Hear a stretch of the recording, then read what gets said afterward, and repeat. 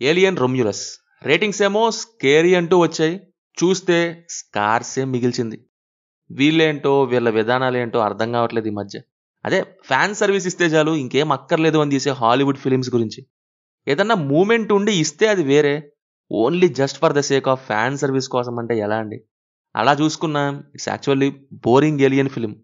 ఫెడరికో ఏం చేశారంటే ఏలియన్ నుంచి కొన్ని, ఏలియన్స్ నుంచి రిసరక్షన్ అండ్ ప్రొమెథ్యూస్, కోవినెంట్ నుంచి తలా కొన్ని పీసెస్ తీసుకున్నారు. పాత సినిమాల్లో ప్రొడక్షన్ ఒకలా ఉంటుంది, సో ఇప్పుడున్న ప్రొడక్షన్ వేరేలా ఉంటుంది.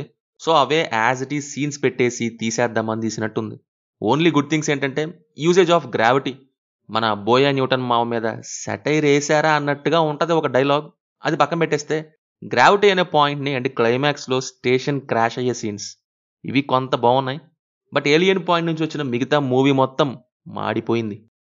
ఏదన్నా ఎక్స్ప్లోర్ చేస్తారేమో అనుకున్న ప్రతిసారి ఏదో ఒక ఫిలిం డిసప్పాయింట్ చేస్తూనే ఉన్నాయి హాలీవుడ్వి, ఎస్పెషల్లీ థియేటర్స్లో. బేసిక్గా క్రియేటివిటీ పోతుంది. ప్రొమెథ్యూస్ దగ్గర వెళ్ళారు, ఇంకా అంతే. ఎప్పుడో 2012 టైంలో వెళ్తే ఇప్పుడు ఇంకా స్టార్టింగ్ మూవీ ఏలియన్కి వచ్చేసారు మళ్ళీ. ఫెడరికో డోంట్ బ్రీత్ డైరెక్టర్ కదా.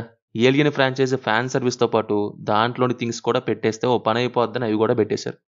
ఏ క్యారెక్టర్ పైన ఇంపాక్ట్ రాలేదు, తప్పించుకుంటారనే టెన్షన్ లేదు, ఏం లేదు. అలాగే అసలు టైం లైన్లో ఇది ఎక్కడి నుంచి తెచ్చారో మరి మేకర్స్కే తెలియాలి. ఏలియన్ మ్యాషప్ వేసేసి ఏలియన్కి ఏలియన్స్కి మిడిల్లో అంటారేంటి అనే ఫీలింగ్.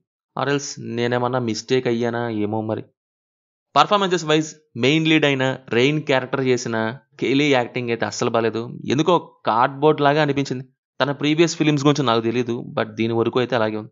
Remaining all fine. యాండీ రోల్లో చేసిన డేవిడ్ యాక్టింగ్ బాగుంది. సౌండ్ ఎఫెక్ట్స్ అండ్ విఎఫ్ఎక్స్ అయితే excellent.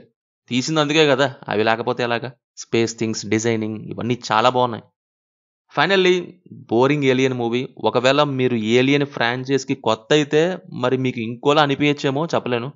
Previous alien franchise movies చూసిన వాళ్ళకి ఇది ఎలా ఉందో ఒకసారి కింద కామెంట్ చేయండి. నేనే అలా ఉన్నానా లేక ఇంకా ఎవరన్నా ఉన్నారా అనే డౌట్.